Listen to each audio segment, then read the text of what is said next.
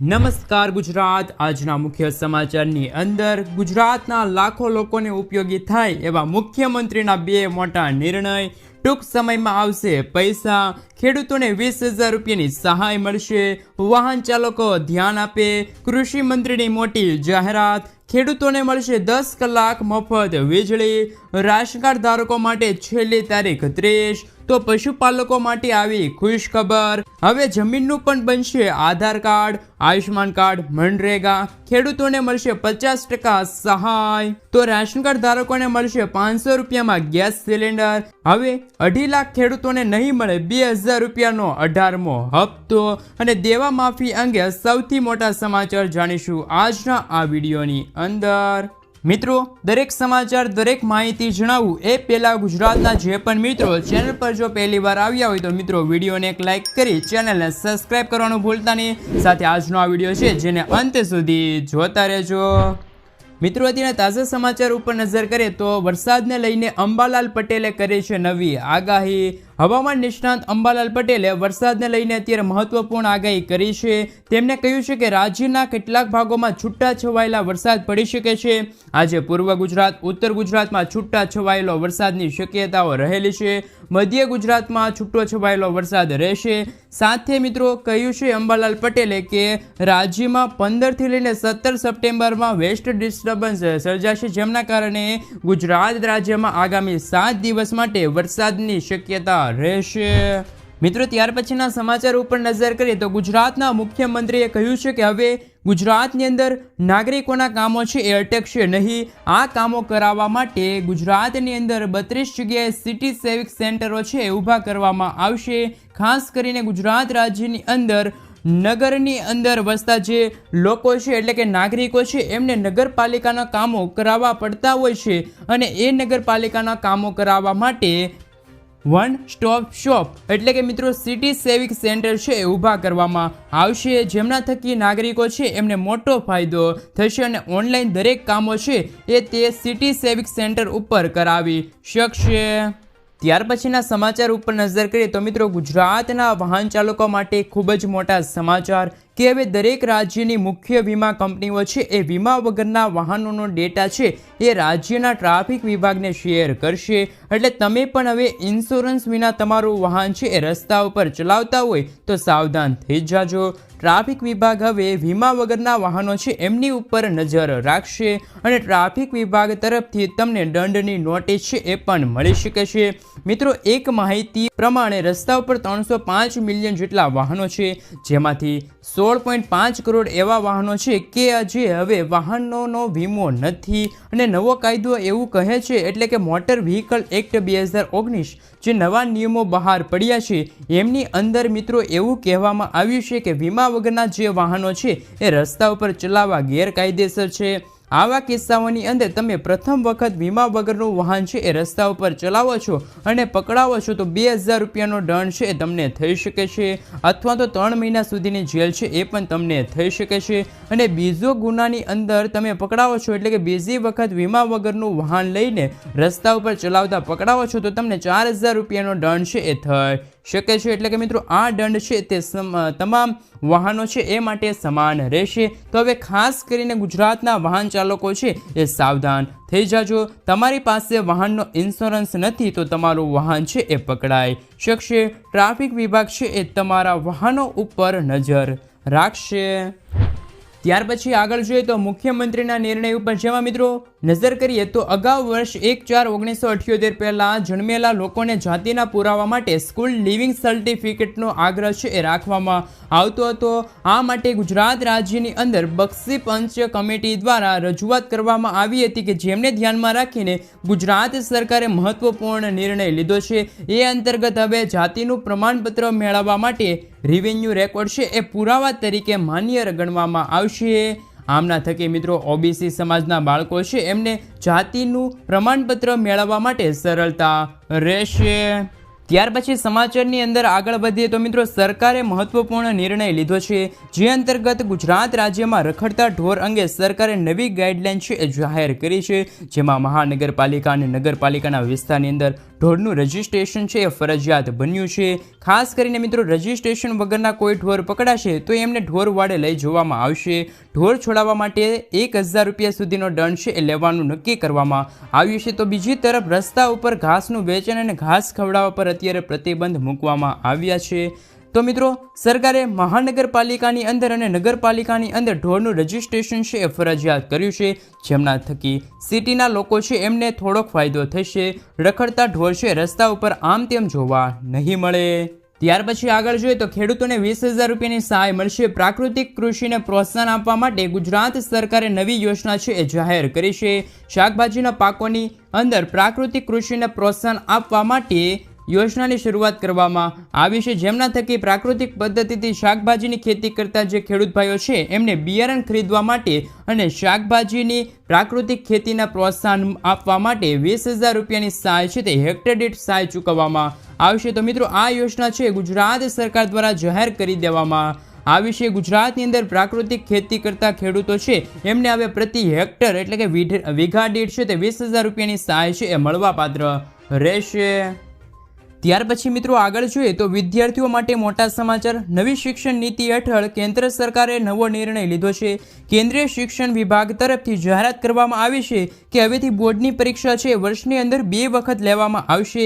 તેમણે કહ્યું છે કે હવે નવી બોર્ડની પરીક્ષા પદ્ધતિથી હવે દરેક વિદ્યાર્થીઓ પાસે પોતાનો બેસ્ટ સ્કોર બને એ માટે મિત્રો હવે તેમની પાસે વિકલ્પ રહે. હવેથી વર્ષની અંદર 2 વખત બોર્ડની પરીક્ષા છે લેવામાં આવશે.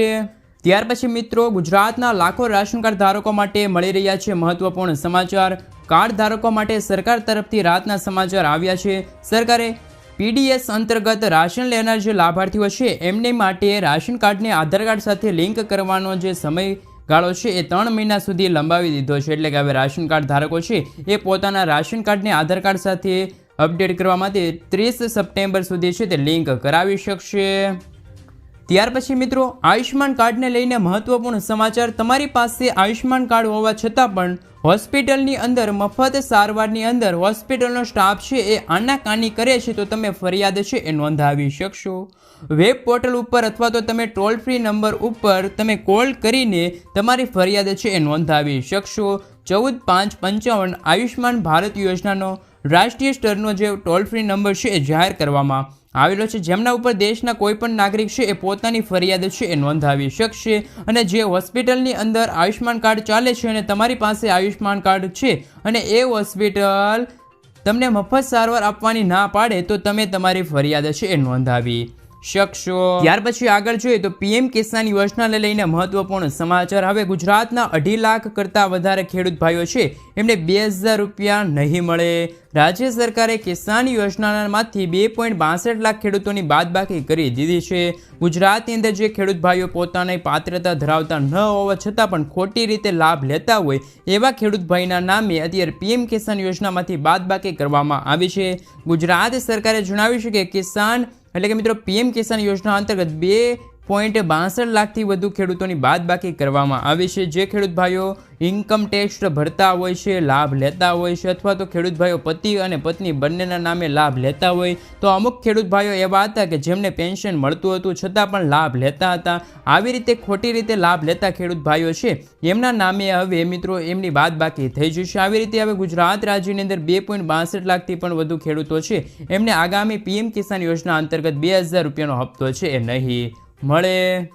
ત્યાર પછી કામના સમાચારની અંદર આગળ વધીએ તો મિત્રો હવે જમીનનું પણ આધાર કાર્ડ છે બનશે. 27 રાજ્યો અને કેન્દ્ર શાસિત પ્રદેશોની અંદર ભૂ આધાર છે એ લાગુ કરવામાં આવ્યું છે. મિત્રો આ આધાર કાર્ડ છે એ પણ આધાર કાર્ડની જેમ જ બનાવવામાં આવશે. આની અંદર રાજ્યનો કોડ હશે, જિલ્લાનો કોડ હશે, ઉપજિલ્લાનો કોડ હશે, ગામનો કોડ હશે એ સામેલ કરવામાં આવશે.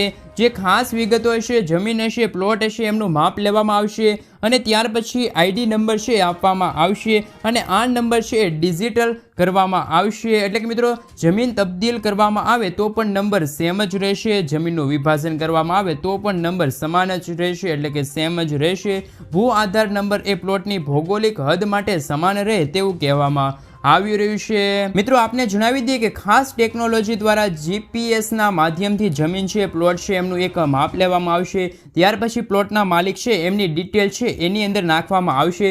ત્યાર પછી એક 14 અંકનો જી આધાર નંબર જનરેટ થશે અને આ નંબર છે એ મિત્રો ડિજિટલ કરવામાં આવશે અને આ નંબર નાખતાની સાથે જ જમીન હશે એમની ટોટલિંગ રેકોર્ડ હશે એ વિગતો હશે એ જમીન રેકોર્ડના મેનેજમેન્ટ સિસ્ટમની અંદર દરેક વિગતો હશે એ દાખલ કરી દેવામાં આવશે. આ રીતે મિત્રો જમીનનું પણ આધાર કાર્ડ છે એ આવનારા દિવસોની અંદર બનાવવામાં આવશે. તો જમીન આધારને લઈને આ મહત્વપૂર્ણ સમાચાર રહ્યા છે.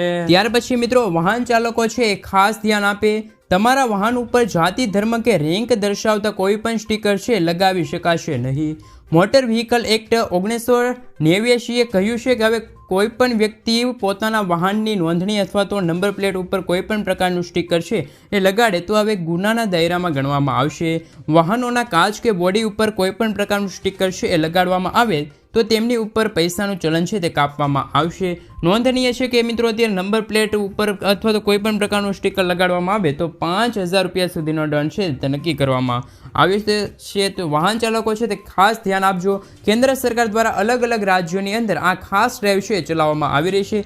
જો કે ગુજરાતની અંદર આવા પ્રકારનું હજી પણ કોઈ ડ્રાઈવ છે ચલાવવામાં આવતી નથી અને મિત્રો વાહન ચાલકો પાસે દંડ છે તે ચાલન કરવામાં આવતું નથી. એટલે કે મિત્રો હવે ગુજરાતની અંદર પણ આવનારા સમયમાં છે તે આ નવા ડ્રાઈવ છે એમની શરૂઆત થઈ જશે, જેમના કારણે વાહન ચાલકો છે તે અત્યારે તેમના પોતાના વાહનો ઉપર જાતિ, ધર્મ કે મિત્રો અન્ય કોઈ સ્ટીકર છે એ લગાવતા હોય તો ખાસ કરીને ચેતી જજો.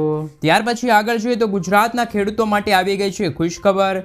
ખેડૂતોને 50%ની સહાય મળશે. ગુજરાતના ખેડૂતો માટે વધુ એક યોજના છે એ અમલમાં મૂકવામાં આવી છે.